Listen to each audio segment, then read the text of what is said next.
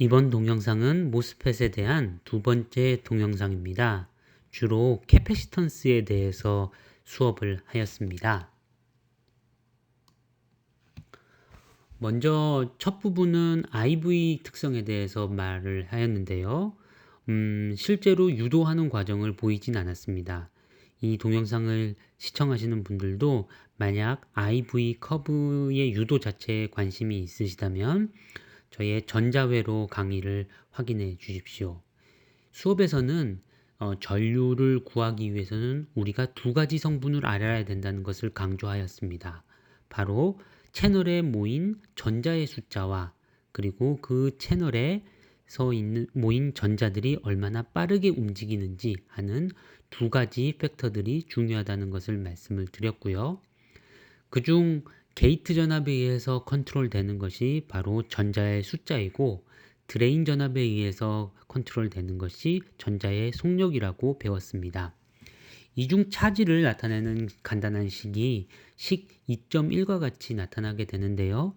수업 시간에 강조했었던 부분은 저 식에서 등장하는 VGC라는 값이 게이트 전압과 채널 포텐셜의 차이로 나타나게 되는데 이때 채널 포텐셜을 무엇으로 해석해야 하는가의 문제였습니다. 이 부분에 대해서 제가 결정적인 해답을 드린 것은 아니었고요. 여러분들에게 생각을 하라는 그 열린 문제를 남겨놓고 마무리를 지었었죠. 어쨌든 이것을 채널 포텐셜, 그것이 무엇인지 명확하진 않지만 채널 포텐셜로 생각을 하게 된다면 게이트 전압과 채널 포텐셜 사이의 포텐셜의 차이에서 문턱 전압을 뺀 만큼이 실제로 전자를 모으는, 인버전 전자를 모으는 그런 힘으로 작용하게 된다라는 것을 배웠습니다. 그리고 그 앞에 붙게 되는 개수로서 게이트 캐패시턴스를 도입을 하였는데요. 이때 우리가 이 소스나 드레인과 게이트와 바로 연결되어 있는 페레스틱 캐패시턴스를 생각하지 않는다면 이때 나타나게 되는 게이트 캐패시턴스는 옥사이드 캐패시턴스 C옥스에다 WL을 곱한 것이 될 것입니다. 차원에 대한 논의가 이루어졌었고요. C옥스는 이러한 플래너 모스펫에서는 페럿 퍼 제곱 센티미터의 면적당 페럿의 단위로 나타난다는 것을 말을 하였고요. 그리고 거기에 탑에서 바라본, 탑뷰로 바라본 면적에 해당하는 WL을 곱하여서 결국 페럿 단위에 해당하는 캐패시턴스를 얻게 된다라는 것을 말씀을 드렸습니다. 그런데 여기서 수업 시간에 또 다루었던 내용 중에 하나는 이렇게 평판형 모스펫, 플래너 모스펫일 경우에는 C 집값을 구하는 것이 아주 명확하게 나타나게 되는데 요즘과 같은 핀펫이라든지 혹은 나노와이어 모스펫 같은 경우에는 이 CG의 값을 구하는 것이 그리 간단한 문제는 아니다 라는 것에 대해서 설명을 드렸고요.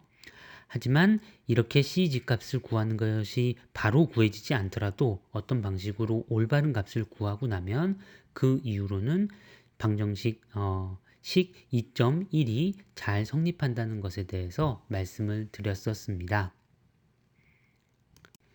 이 IV 캐릭터리스틱과 관련된 세 번째 페이지에서는 원래 유도 과정 같은 것들이 들어가야 되는 페이지겠죠. 어떻게 하면 IV 특성, 특히 선형 영역에서의 IV 특성을 얻어낼 것인가, 유도해낼 것인가 하는 과정이 있을 텐데요.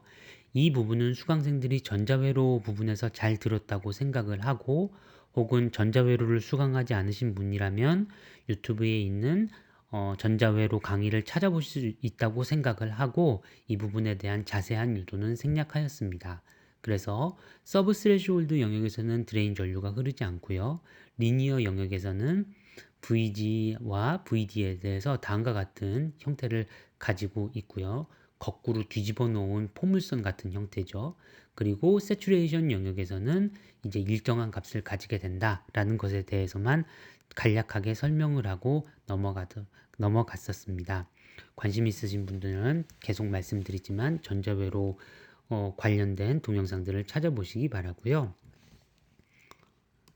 수업의 대부분의 주안점은 이 캐패시턴스 부분에 이렇게 주어졌는데요. 그런데 이 부분과 관련해 가지고 다음 슬라이드에서 조금 더 설명을 드리도록 하겠습니다.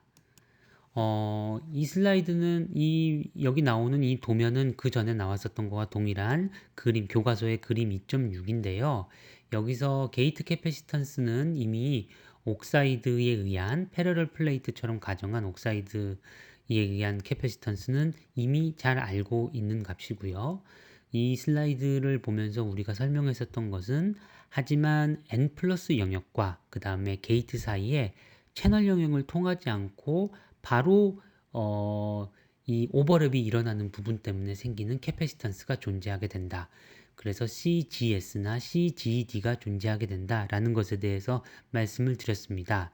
그리고 이 CGS나 CGD는 게이트 컨택과 소스 혹은 게이트 컨택과 드레인이 채널을 통하지 않고 직접 연결이 되어 있는 것이기 때문에 비록 이러한 값들이 있다고 하더라도 채널 차지를 결정을 하는 데는 아무런 도움이 되지 않는다는 것에 대해서도 설명을 드렸었죠. 이와 같이 모스펫을 통하지 않고 바로 전극과 전극 사이에 캐패시턴스가 있을 수 있다는 것을 생각을 해볼 때 그러면 소스나 바디 혹은 드레인이나 바디 사이에도 그러한 캐패시턴스가 존재하지 않을까라는 생각을 하게 되고요. 그러한 값들이 바로 디퓨전 캐패시턴스라고 불리는 값들입니다. 소스와 바디 사이 혹은 드레인과 바디 사이에 있는 그런 캐패시턴스고요. 이것은 디퓨전 영역의 면적이 얼마나 크냐에 따라서 관계가 되겠죠. 면적이 크면 클수록 더 넓은 면적에서 PN 정션이 생겨날 것이기 때문에 그 값이 커지게 될 것이고요. 그리고 또 한 가지 우리가 쉽게 이제 알아차리기 어려운 것 중에 하나는 단순히 면적만이 아니라 그 둘레 길이에 의해서도 비례하는 항이 있게 됩니다. 이것은 사이드 월 때문에 그렇다고 이야기가 되는데요. 좀 더 자세한 것은 교과서를 읽어보시기 바라고요. 그래서 디퓨전 캐패시턴스가 이 N 플러스로 이루어진 디퓨전 영역과 P-타입으로 이루어진 서브스트레이트 혹은 바디 사이에 있게 되는 이 캐패시턴스의 값이 단순히 면적에만 비례하는 것이 아니라 면적에도 비례하고 둘레 길이에도 비례하게 된다라는 것에 대해서 설명을 좀 드렸습니다. 예제를 마지막에 다루었는데요. 예제 교과서의 예제 2.2를 다루었고요. 여기서는 가로 세로가 5람다와 4람다로 이루어져 있는 이런 사각형을 생각을 하고 이것이 나타나게 되는 캐패시턴스를 구해보자 라는 문제를 풀어보았습니다. 여기서 그 세 번째 줄에 나오게 되는 CJBD라는 것이 이제 단위 면적당 캐패시턴스의 값이고요. 그 아랫줄에 나오게 되는 CJBD 사이드월 SW라고 써져 있는 부분이 바로 사이드월에 의한 부분이 되겠습니다. 물론 그리고 그 다음번에 보면 CJBDS WG라고 나와 있는 부분이 있는데 이거는 게이트와 연결되어 있는 맞닿아 있는 사이드월 쪽에 해당되는 것이다 라는 것이고요.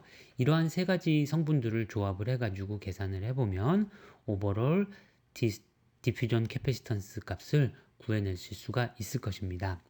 이 값은 사실 N 플러스 영역이 0볼트가 걸려 있는 상황에서 계산한 값이고요.